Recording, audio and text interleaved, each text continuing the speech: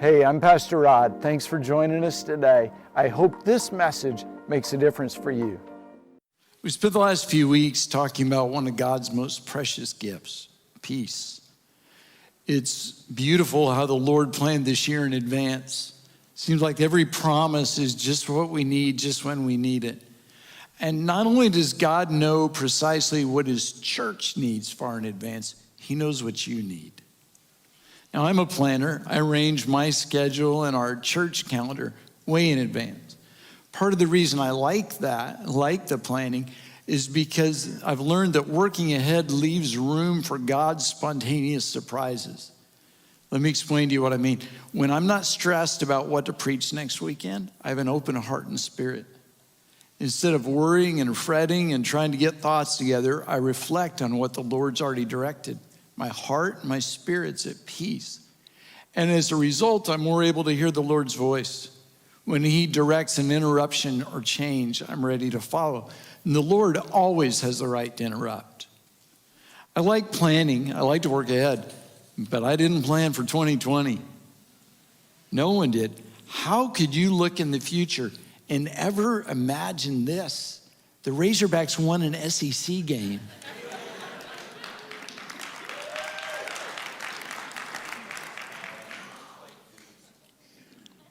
Somebody said that's fake news. This is the most stressful years in my 19 years as pastor. Many ways, it's been really disappointing.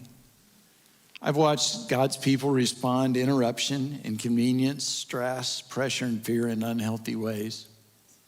Instead of rallying around God's love, forgiveness, and grace, church people have argued and fought on social media about face masks, politics, CDC guidelines. I've even watched church people arguing about how many pennies are in circulation.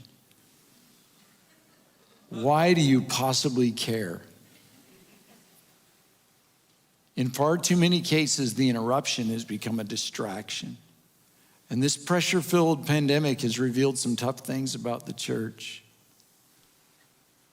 But when this crisis ends, watch. Watch what we've become, what we'll become. We'll be smaller and stronger. Scripture is clear. When we persevere, we are built up. 14 months ago, August 2019, I was elected to a national leadership position in the Assemblies of God that would cause me to leave this church and move. It was really a big deal. It's a great opportunity, a high honor. I turned that down to stay with you.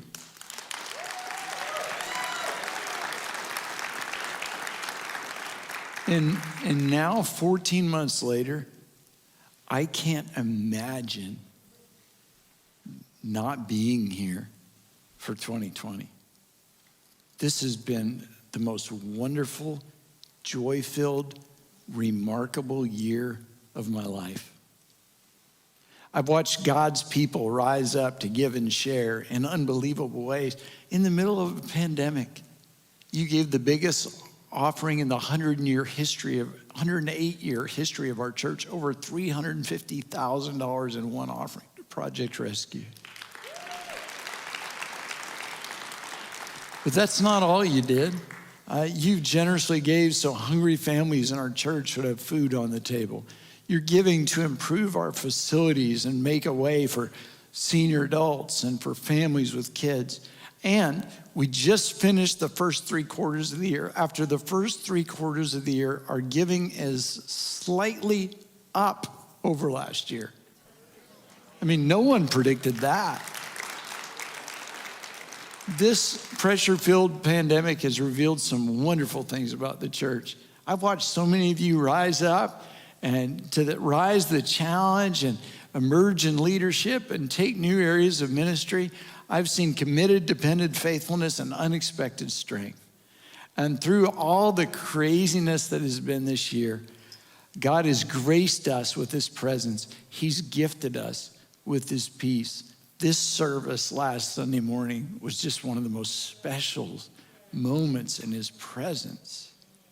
Some of my most precious times with God have occurred in this season. I've wept, I've been overwhelmed by God's presence. I've been filled with the Spirit. I have had many, many, many sleep-filled nights. There's just been a sense of his peace. One of my favorite moments this year was a phone call from Maddie Ruth Tipton on Tuesday, July 28th. 2 days before, I had shared the story of Bill and Gloria Gaither and the backstory behind their song, Because He Lives. I've known Maddie Ruth for more than 25 years, but I'd never heard what she shared with me that day. It was a beautiful story of God's promise and his sweet peace. When I was 9 years old, my mother, who was 38 at the time, gave birth to my little brother, Johnny. Of course, this was in 1955, and at that time, they didn't have a lot of the medical advances that they have today. And at 38, she was considered a high-risk pregnancy. Johnny weighed 8.5 pounds, and during the delivery, Mother was having difficulty delivering him. Most of you, my mother was a very tiny woman, and so rather than doing a C-section, they just didn't hardly do C-sections in 1955. The doctors used forceps to deliver my little brother. And in the process of the delivery, the forceps was pressed so hard on his head that it caused brain damage. And he was delivered, but within a few short days, he went into convulsions. As a result, there was a scar tissue that formed over the motor part of his brain. From the outside, when you would look at him, you'd think, oh, what a beautiful baby, and he was. But nothing in his brain was telling him to do anything beyond the capabilities of a newborn infant. He could only do what a newborn does. I was 9 at the time, and that was so impressionable to me. I can remember vividly everything about his life. He died when he was 23 months old. I developed influenza, and he didn't have the resistance to fight it. And when he caught the influenza from me, and he passed away at 23 months old. Then I got married, and my husband Jerry and I were married for 9 years, and we just didn't seem to be able to get pregnant. And we didn't have all of the tests back then and the various different things that they have to help couples today. It was just a frustrating time, and we kept trying, and then finally that blessed time came across that we were pregnant, that I was expecting the birth of our first child. And I was so excited about it, I could hardly wait, and just really thrilled about it. But I had this little tingling fear within me that was something going to be wrong. In fact, my mother made a point of sitting me down and telling me, now Maddie Ruth, Johnny's injury was a birth injury. It was not genetic. Just because he had a problem does not mean that your baby will have that problem. But it was still something I couldn't really shake. Toward the end of my pregnancy, just about 2 months before the end of the pregnancy, I developed toxemia. It's called preeclampsia nowadays. The result of this is that it can endanger the mother's life and can also endanger the baby's life. I had finally gone to the doctors, and they had told me that for the sake of my health and for the sake of my child's health, that I would need to have labor induced. Well, of course, immediately my mind starts jumping back. This is not normal delivery. They're inducing labor. What if something happens? What if there's the birth injury? I was just filled with terror. My only pregnancy, and was this going to end up with a problem? Was there going to be a problem? And I was just so terrified, and I kept on asking God, just please give me some sort of assurance. Let me know that everything is all right. September the 17th was on a Monday. So the Sunday before that Monday, I had gone to church. I had told my husband I felt like we just needed to go to church that night. And the choir was telling me that they were singing a new song, and I hadn't been there to work with them on it or to play the piano, so I had no idea what it was. But I remember as if it was yesterday, sitting on the front pew of that small church, sitting there and having these mixed emotions within myself, thinking, what's going to happen tomorrow? What's going to happen? My baby's going to be born tomorrow. When all of a sudden the choir stood up there before me, and they began singing what was a brand new song at that time. And it was Because He Lives, I Can Face Tomorrow. Because he lives, all fear is gone. Because I know he holds the future. My life is worth the living just because he lives. And it was as if the Holy Spirit spoke into my heart right then. And he said, Maddie Ruth, tomorrow it's going to be okay. Because I live, you can face that tomorrow. Because I live, you can be assured everything is going to be okay. That I'm going to be there with you. You can face it and you can get through it without any problems. And then it was enough that that chorus meant that message. But then when it gets to the second verse, it said, how sweet to hold this newborn baby and feel the joy that he brings, and greater still, the calm assurance that this child will face uncertain days because he lives. I'm telling you, the peace of God just swept over me. The next day I went in and I gave birth to a healthy baby boy. And I can attest to the fact that he has been a healthy, wonderful son for us down through the years. And it's all because I know that God answered my prayer at that time. And I'm just telling you right now, there's not any situation that you will ever face that God will not be there with you. He's promised to go through every situation, to carry us, every difficulty, even carry us on his shoulders if he has to. And I can tell you beyond a shadow of a doubt that my God is real. He loves me. He cares for me. And he was there when I needed him the most. And he will be there for you when you need him the most. Just trust in him and rely upon him and let him lead and guide you. Jesus promised and Jesus gives peace. Now, we could probably stop right there, but I want to show you another beautiful promise. A part of a song that speaks of peace and joy on the other side of struggle and hardship. It's an encouraging, hope-filled promise found in the 126th Psalm. 15 chapters in Psalms are called the Songs of Ascent. When Jews traveled to Jerusalem for 3 annual feasts, these 15 songs are what they sang. So over time, these songs became very significant to them because as a little kid, they sang it.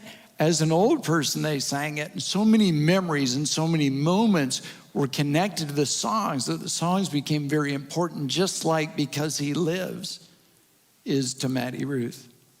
The melody of this song was lost centuries ago, and I must confess that in translated in English, it loses some of the lyrical quality, but the words remain. Psalm 126, when the Lord brought back the captives to Zion, we were like men who dreamed. Our mouths were filled with laughter, our tongues with songs of joy. The setting for this song is God's people were rescued from years of captivity in Babylon, and now they're on their way home. For almost 700 years, they've been captive. And so this is like a never going to happen. There's no way it'll ever happen. This is a believe it or not moment. This is like if you dreamed your whole life of going to Disney World and you step through the entrance gates and you see Cinderella's castle for the first time. This is like the girls in our Project Rescue homes. When they discover they have their own bed and a safe place to call home. For them, it's like waking up in a dream. This is how you're going to respond when a vaccine is found and you no longer have to be afraid. Your reaction is going to be, I don't care if I have to walk to church, I am going to church.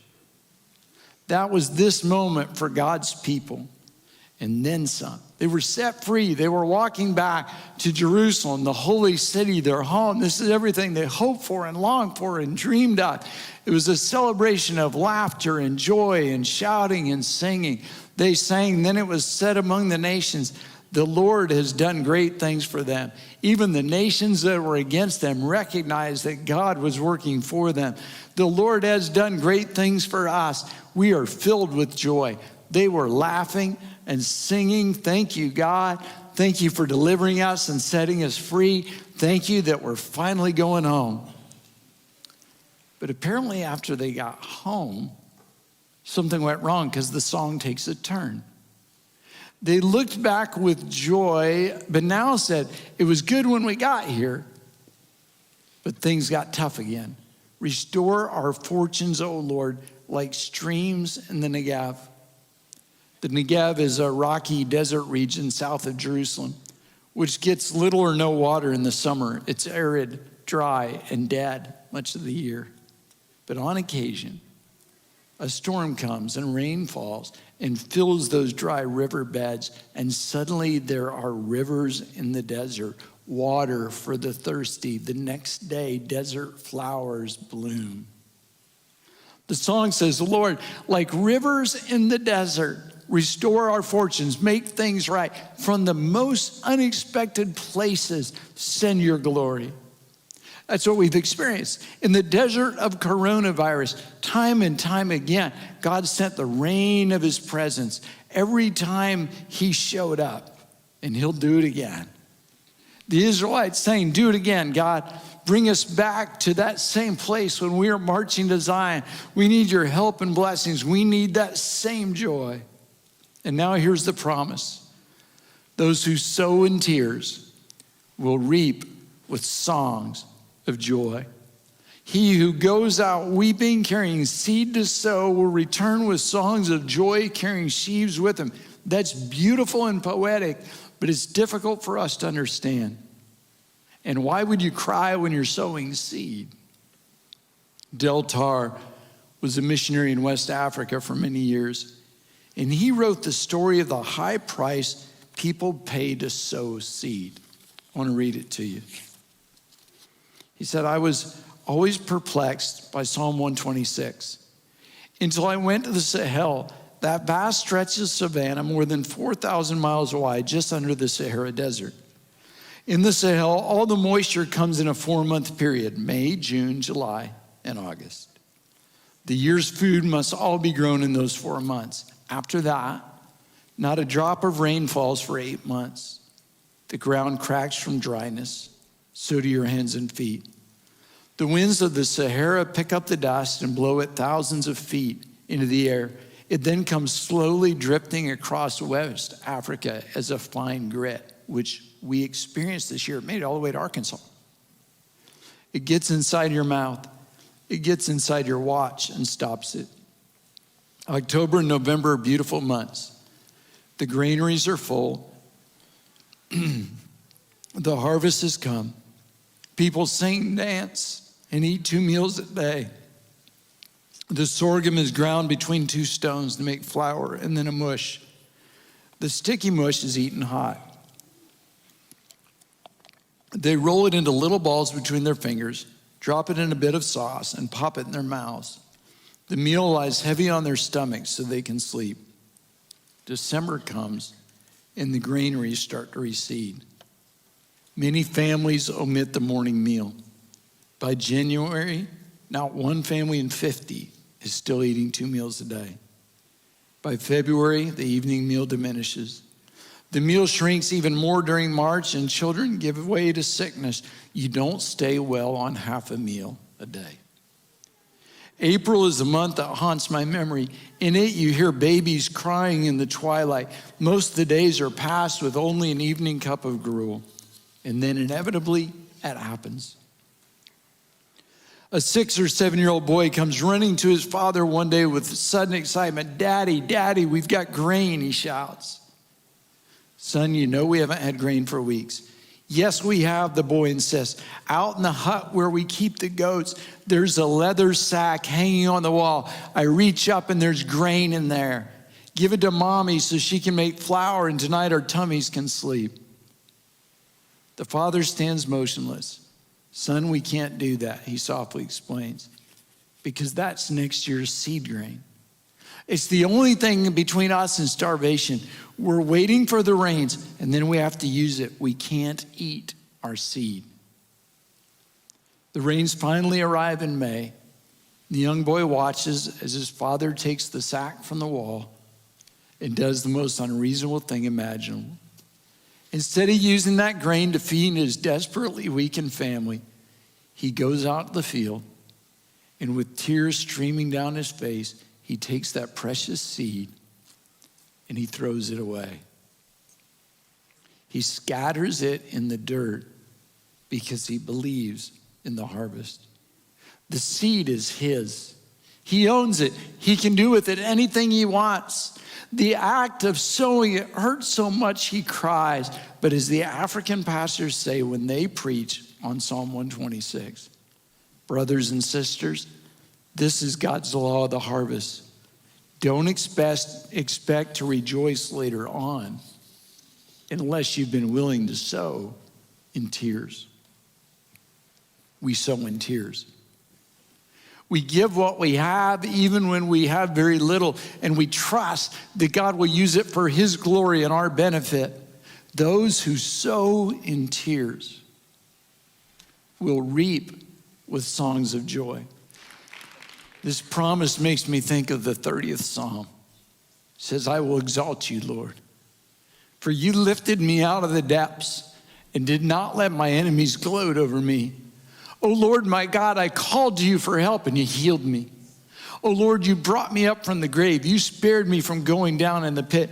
Sing to the Lord, you saints of his. Praise his holy name. For his anger lasts only a moment, but his favor lasts for a lifetime. Weeping may remain for a night, but rejoicing comes in the morning. Weeping might last for a little while, but lift up your head, because there's joy on the other side. It's on its way. I want to finish by reading this psalm in the Message, because it's just so beautifully expressed. It seemed like a dream, too good to be true, when God returned Zion's exiles. We laughed, we sang, we couldn't believe our good fortune. We were the talk of the nations. God was wonderful to them.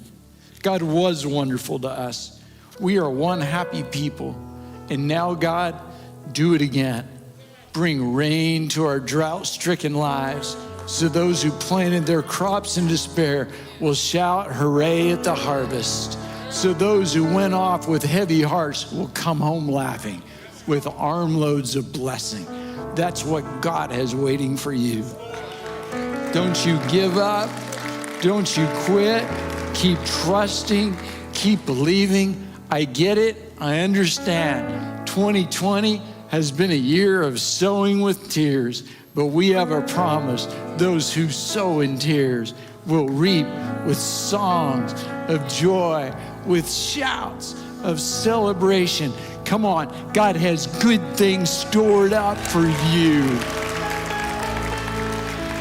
And on the other side of your season of difficulty is a season of victory.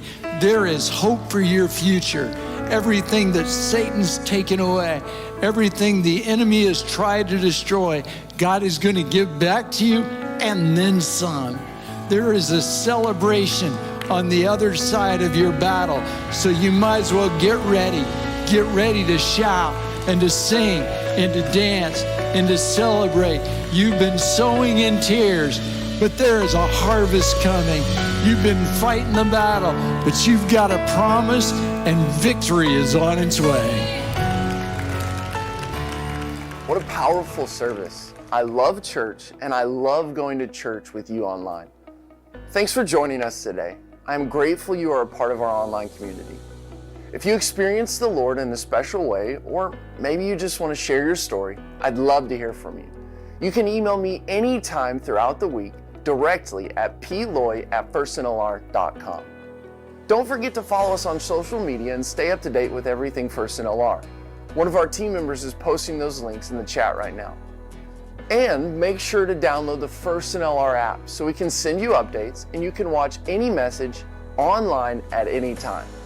If you'd like to know more about the online community or get more involved, check out the What's Next tab at the bottom of chat. We don't want you to just be a viewer.